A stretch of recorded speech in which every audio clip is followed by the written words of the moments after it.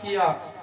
जिस प्रकार शुक्ल पक्ष की प्रतिपदा से पूर्णिमा तक चंद्रमा अपनी पूर्ण कलाओं में विद्यमान होता है, उसी प्रकार जयपुर के महाराजा की कन्या, उन्होंने यौवन अवस्था को प्राप्त किया और कहते हैं कि जब कन्या यौवन अवस्था में हो तब उसका विवाह संस्कार कर देना चाहिए।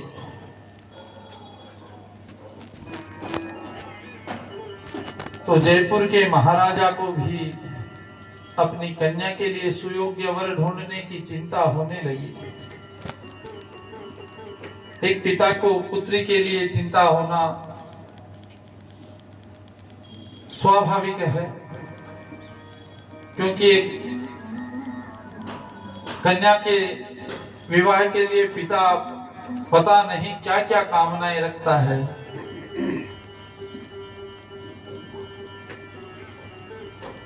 तो जयपुर के महाराजा ने अपनी कन्या के लिए सुयोग्य वर ढूंढा।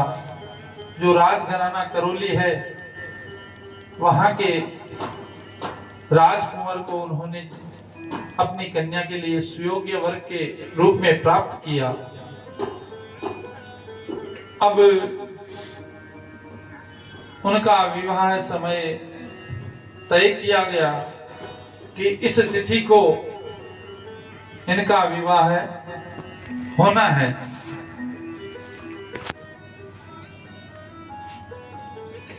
कन्या के विवाह के लिए शुभ समय तय कर लिया गया।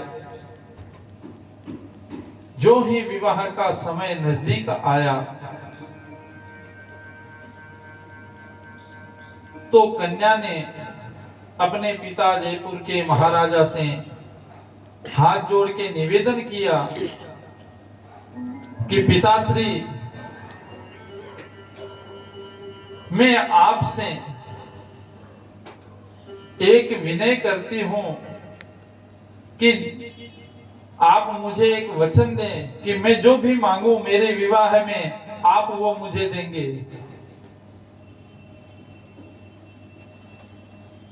कन्या के ऐसा कहने पे कौन ऐसा पिता होगा जो कन्या के लिए कुछ ना कर सके।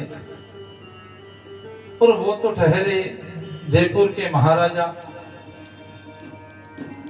उन्होंने कहा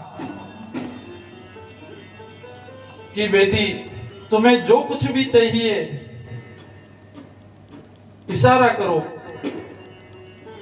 तुम्हारी हर इच्छा की पूर्ति होगी। तुम्हें दास दासियां चाहिए, हाथी घोड़े चाहिए, यहां तक कि मेरा आधा जो राज्य है वो भी मैं तुम्हें दे देता हूं।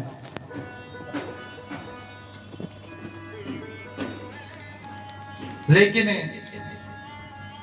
कन्या ने इनमें से कुछ नहीं मांगा।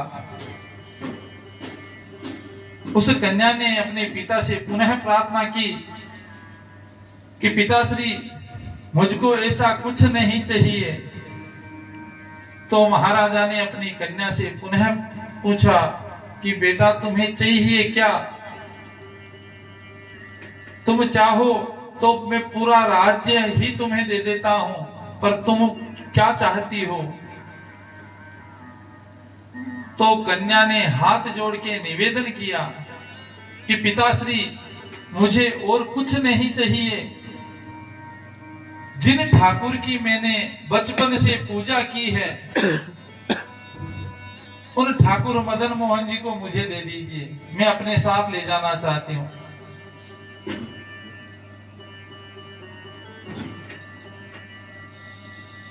राजा ने हाथ जोड़ के अपने पुत्री से अनुरोध किया कि पुत्री, तुम्हें जो भी चाहिए तू सब कुछ ले जा, लेकिन जो ठाकुर हैं, वृंदावन की जो धरोहर है, जो यहाँ हमारे पास विद्यमान है, मैं उन्हें तुम्हें नहीं दे सकता। तू मेरे प्राण ले ले, पर मैं ठाकुर मदन मोहन जी को नहीं दे सकता।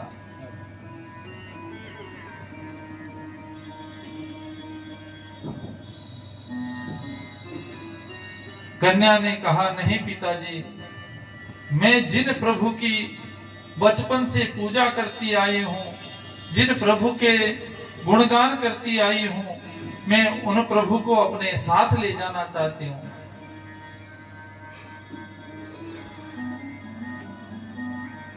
जैसे तैसे करके उसको सांत्वना दी गई, पर कन्या नहीं मानी।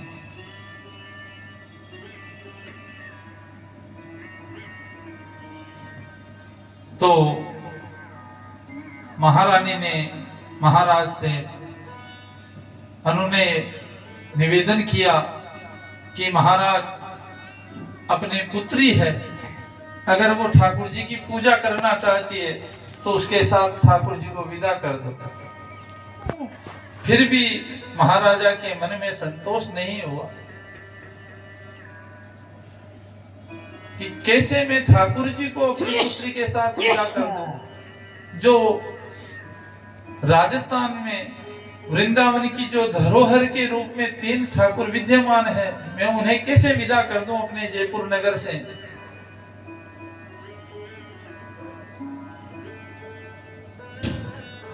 कन्या के लगन का समय आ गया। महाराजा ने कहा, पुत्री ऐसे नहीं मानेगी। तो उन्होंने अपनी पुत्री के सामने एक शर्त रख दी। कहा कि जैसी ठाकुर मदन मोहन जी की मूर्ति है, विग्रह है उनका, उसी प्रकार के मैं 4 विग्रह और बनाता हूं, बिल्कुल उनके समान 4 विग्रह और बना देता हूं, और 5 को सामने स्थापित करवा देता हूं। तुम्हारे नेत्रों पे पट्टी बांध दी जाएगी, और जिस मूर्ति की तुमने पूजा की है, अगर तुमने उस मूर्ति को पहचान लिया, ठाकुर के विग्रह को पहचान लिया, तो मैं सहसा ही ठाकुर को तुम्हारे साथ विदा कर दूंगा।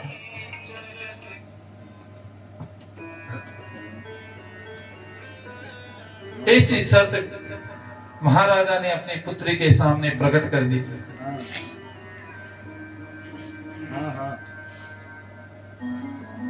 पुत्री ने कहा, ठीक है पिताश्री, अगर आपको मेरी परीक्षा ही लेनी है तो ले लीजिए, पर मैं अपने ठाकुर को साथ लेके जाऊंगी।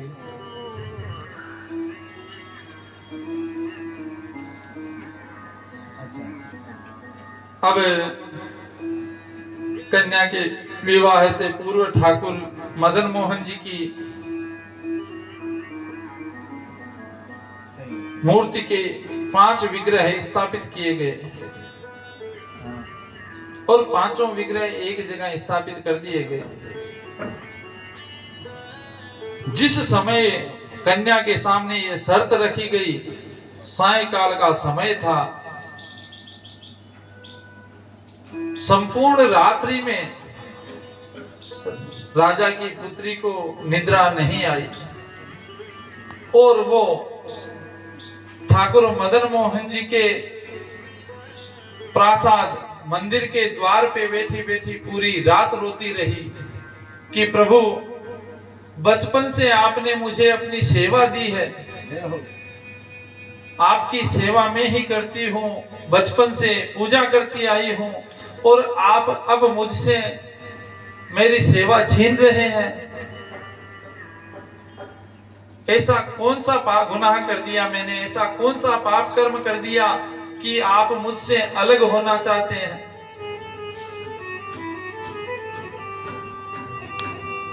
उसके वात्सल्य और प्रेम भाव से प्रभु मदन मोहन जी इतने गदगद हो उठे कि उन्होंने अपना साक्षात्कार राजा की पुत्री को करवाया। राजा की पुत्री के सामने प्रभु अपने श्री विग्रह के साथ में प्रकट हुए, और उन्होंने उस कन्या को सांत्वना दी कि पुत्री, तू चिंता मत कर, तू मुझे नहीं छोड़ना चाहती तो मैं भी तेरी सेवा से विमुख नहीं होना चाहता, मैं भी तुम्हारे साथ ही रहना चाहता हूं, पर राज आज्ञा के अधीन मैं भी हूं, क्योंकि राजा की आज्ञा, जो राजा है नगर का, उसकी आज्ञा का पालन करना सभी का कर्तव्य है। उस नगर में चाहे कोई भी हो, किसी भी प्रकार का प्राणी हो, राजा की आज्ञा का पालन करना सभी का दायित्व है, क्योंकि वो प्रजापालक है। तो मदन मोहन जी ने राजा की कन्या से पुनः कहा कि तुम मुझे छोड़ के नहीं जाना चाहती, पर मैं भी तुम्हें नहीं छोड़ना चाहता, मैं भी तुम्हारे साथ ही चलना चाहता हूं। उस कन्या ने महाराज से पुनः कहा कि हे प्रभु, कल मेरी परीक्षा है, मेरे सामने आपके 5 विग्रह होंगे, मेरे आंखों पे पट्टी बंधी हुई होगी, मैं कैसे पहचानूं कि आप ही मेरे प्रभु हो। प्रभु मदन मोहन जी ने उस कन्या को एक संकेत दिया कि कल जब तुम्हारे नेत्रों पे पट्टीबंदी हो और सामने विग्रह हो, पूरा नगर सामने हो, और जब तुम्हें कहा जाए कि तुम कौन सी मूर्ति की पूजा करती हो,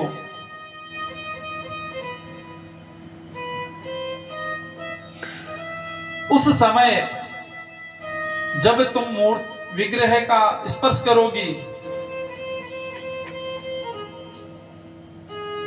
तो जो 4 विग्रह हैं उनको छोड़ के मेरा जो विग्रह है, मैंने जिस हाथ में बंसी पकड़ रखी है, उस बंसी में मैं कनिष्ठिका अंगुली को ऊपर करूंगा, और जब मेरी अंगुली ऊपर हो तो अंगुली पकड़ लेना। प्रभु ने इतना स्पष्ट संकेत दे दिया उस कन्या को।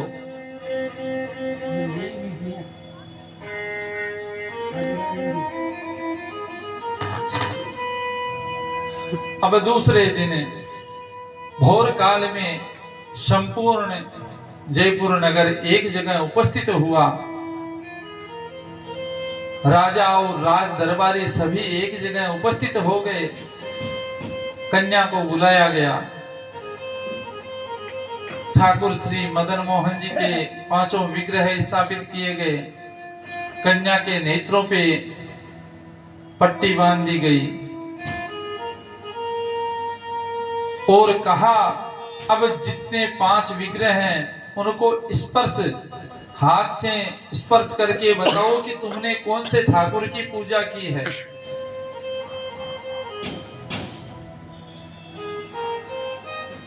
कन्या उसने प्रथम विग्रह को स्पर्श किया और आगे चली गई। फिर दूसरे विग्रह को स्पर्श किया, फिर आगे चली गई, और जो ही तीसरे विग्रह को स्पर्श किया तो ठाकुर ने अपनी अंगुली ऊपर कर दी।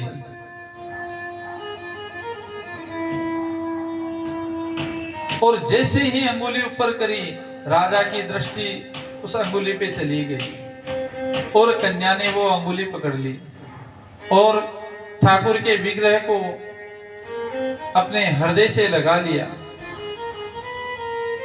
और अपने पिता महाराजा से कहने लगी कि पिता, यही मेरे ठाकुर हैं और मैं इन्हीं को ही लेके जाऊंगी। अब उस जो अंगुली की लीला है, उस लीला को महाराजा देख लिए। महाराजा ने कहा कि पुत्री,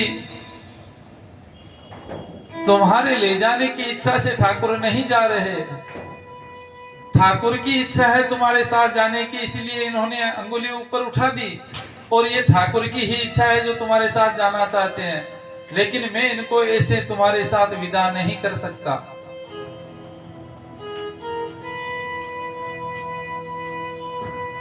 तो महाराजा ने अपनी कन्या के विवाह से पूर्व जयपुर दरबार से चल के करौली आए और वहां आके भूमि का विक्रय किया, क्रय किया और वहां से भूमि खरीद के ठाकुर का बड़ा विशाल प्रासाद स्थापित किया गया। फिर अपनी कन्या के विवाह के समय ठाकुर श्री मदन मोहन जी को कन्या के साथ ही विदा करके वहां पे स्थापित किया गया।